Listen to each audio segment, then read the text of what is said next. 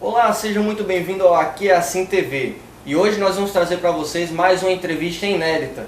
O nosso convidado de hoje ele é natural de Jardim do Seridó, mas já andou o mundo inteiro fazendo peças de teatro e hoje, recentemente, ele apresentou sua peça de dança que está em cartaz pelo Brasil inteiro.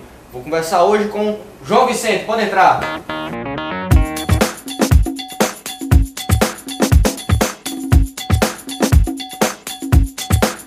Ô cara, boa noite cara, obrigado por você ter vindo. Boa noite, para mim é um prazer dialogar sobre arte. É sempre um prazer, fica à vontade de convidar com queira. Ô cara, fiquei sabendo que você vai embora daqui amanhã, então a gente já planejou de fazer essa entrevista rapidinho. É sempre assim corrida? Sim, o pessoal até brinca, não, você conhece vários lugares, a gente brinca que a gente conhece mesmo aeroporto, teatro e hotel. Não dá tempo de fazer muito passeio não. Não dá tempo, mas deu pra ver alguma coisa da cidade? Não, aqui como eu tenho família, a gente está terminando a turnê aqui na cidade, ainda fiquei uns 2, 3 dias para dar tempo de ficar no colinho de mamãe, né? Cara, você é natural daqui, do Jardim do Seridó. Sim. Você é um potiguar, Sim. mas saiu daqui bem cedo. Como foi isso? Então, eu na verdade nasci em Jardim do Seridó, mas com 2 anos eu saí, meus pais se mudaram para Porto Velho. Depois aos 6 mais ou menos a gente retornou a Natal, onde eu permaneci até os 18 anos. Dos 18 anos eu fui para Salvador, trabalhar lá com dança. Salvador fui para Goiânia trabalhar com dança também. De Goiânia fui para Belo Horizonte. De Belo Horizonte eu fui para Palmas. E tem aí já uns, pelo menos, 20 anos que eu trabalho 20 anos, cara, profissionalmente. 20 anos na estrada aí, né? Sim. Ô, cara, e essa semana, há 2 dias atrás, você esteve apresentando aqui em Natal a sua peça. Sim, nós trouxemos a Dono da Realidade pelo Prêmio Funarte de Dança Clausiana 2015 e também a convite do festival de um grupo de dança que tem aqui, muito bom também, chamado Gira Dança. E tivemos apresentando aí no festival, inclusive ainda está acontecendo. Uhum. E foi maravilhoso. Aliás, eu só venho a Natal, é a 3ª vez que o grupo vem a Natal, a gente só vem trabalhando. Nunca mais vim turisticamente, a gente vem sempre apresentando. O grupo tem outros trabalhos, trouxemos o nosso espetáculo de rua, trouxemos o nosso espetáculo infantil e agora nós viemos com a Dono da Realidade, que na verdade é um solo que acontece, cuja temática é as teorias filosóficas de um filósofo chamado Adorno, né, Theodor Adorno.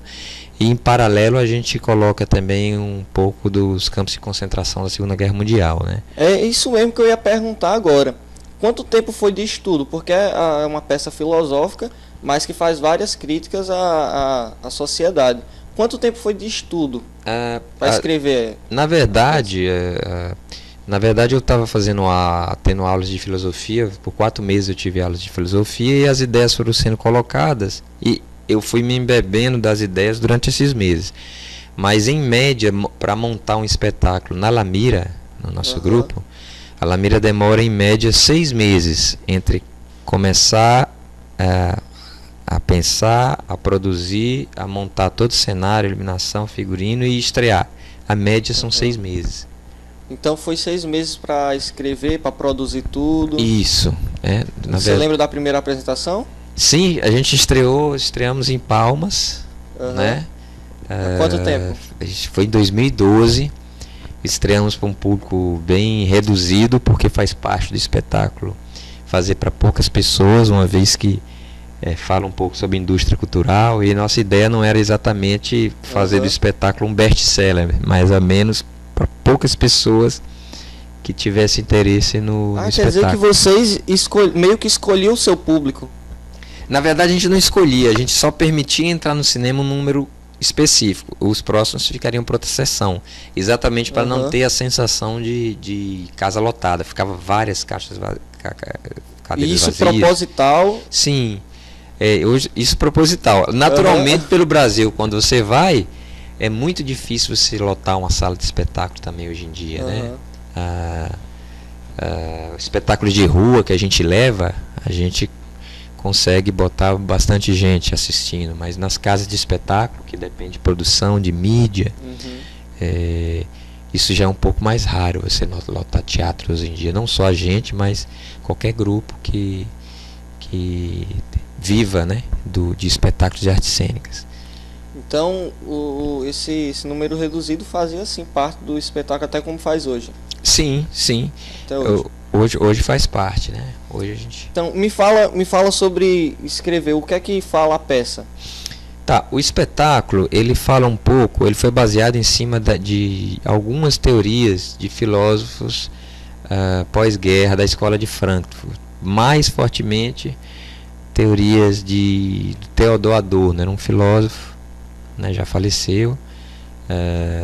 Também um pouco de algumas coisas sobre Walter Benjamin, Marcuse, Horkheimer, mas basicamente o Adorno, que cunhou, ele junto com Marcuse, cunharam a ideia de indústria cultural, não é cultura de massa, eles cunharam e eram críticos à razão instrumental, digamos assim. Então, de uma maneira bem pobre, porque não dá tempo, nem eu sou filósofo para descrever tão ricamente, a filosofia dele é dificílima. Mas se você quiser tentar, a gente tem todo o espaço aberto aqui. Bom que já a gente corta em várias partes, aí já dá mais audiência. Mas o interessante de saber é apenas entender que para eles, digamos, nós somos somos seres manipuláveis por uma espécie de indústria que nos olham apenas como objeto de consumo, como consumidores, né? Onde você perde o seu... você perde não seu livre-arbítrio, mas perde o gosto, perde tudo. E seu poder de crítica, e seu poder de escolha, porque sempre aquilo é produzido e midiaticamente para que você consuma. Isso. Aliado a isso, a razão é tida como instrumento de poder. Ou seja, não é à toa que no berço da filosofia, como eram grandes... a Alemanha na época, né? Eram grandes filósofos, foi exatamente lá onde a razão cunhou a Segunda Guerra Mundial através da figura de Hitler, que ficou famosa, né? Mas de ideias tão poderosas de manipulação do ser humano, né? Nós ainda nos vemos muito racionais como uma espécie de poder. Não é à toa que a gente se enxerga fora da natureza, a gente se enxerga superior aos outros seres. Se a gente sustentasse grandes marcas. Isso, e nessa busca de poderes, a gente também começou a cunhar poderes entre os seres humanos, e não é à toa que a raça ariana se achava detentora de poderes e se julgava no direito de matar judeus, se julgava melhor e homossexuais, todo isso, e negros. Todo no direito. Isso. A gente tem até inclusive aqui uns livros aqui. Desculpa. Não, fica à vontade, aqui o programa é nosso. A gente tem aqui uns livros, foi sugerido por Aloysio Azevedo, aqui da Livraria Nobel. Sim. Uns livros que falam sobre esse tema. Fala um pouco. Um deles é Os Bebês de... Sabe dizer esse nome aqui? Auschwitz. Você estudou bastante. Era um dos principais campos de concentração que tinha, né? Você traz ele para a peça também? Sim, inclusive alguns signos, né, que remetem à Segunda Guerra Mundial. Você pode ver que na própria capa do livro usa muito a questão do arame farpado. Ao fundo os portões de Auschwitz, com os trilhos de trem onde chegavam os judeus, né, chegavam, inclusive os judeus, muitos pagavam a própria entrada no trem como se fossem para um passeio ou para algum lugar melhor, e iam direto para Auschwitz ou outros campos de concentrações. Eles pagavam para morrer. Pagavam, né? Inclusive conscientemente. Uma das meninas que fazem o solo, o figurino dela é um pouco diferenciado. Ela usa prensando bem os seios com uma bandagem, assim como a barriga. É por conta de uma história de uma mulher que no campo de concentração viveu grávida e prendia com a faixa os seios para não demonstrar que estava grávida, e a barriga. Era proibido naquele tempo? Imagina, e não se respeitava o próprio ser humano, imagina o bebê. E aí, quando nascesse ia para a vala facinho, né? Então ela manteve lá, mas ela conseguiu ter essa criança e ainda escondeu ela por um ano aqui também na barriga. E essa criança sobreviveu 1 ano quase sem chorar. Né? E quem conta isso é num depoimento de uma senhora que inclusive na época era criança nesse campo de concentração e cedeu uma barra de chocolate, um pedacinho de chocolate para a mãe dessa criança que estava morrendo, e por conta dessa barra de chocolate que ela comeu, ela conseguiu ter a criança e conseguiu sobreviver. E isso ela contava numa palestra, e um dia na palestra ela levantou o braço e falou: oi, pois não, pode falar. A pessoa que pediu a palavra era a criança que ela tinha salvo, que tinha se transformado em médica e sobrevivente dos campos de concentração. Então são repletas são realmente, tem histórias de muito sofrimento, mas também tem histórias de superação do ser humano, e é importante a gente sempre dar uma olhadinha nos livros e histórias realmente, para que isso não volte a acontecer. Aliás, já volta a acontecer, né? Hoje em dia ainda continuam os preconceitos, seja com homossexuais, sejam com negros. A mulher, embora tenha ganhado muito espaço, ainda continua com preconceito.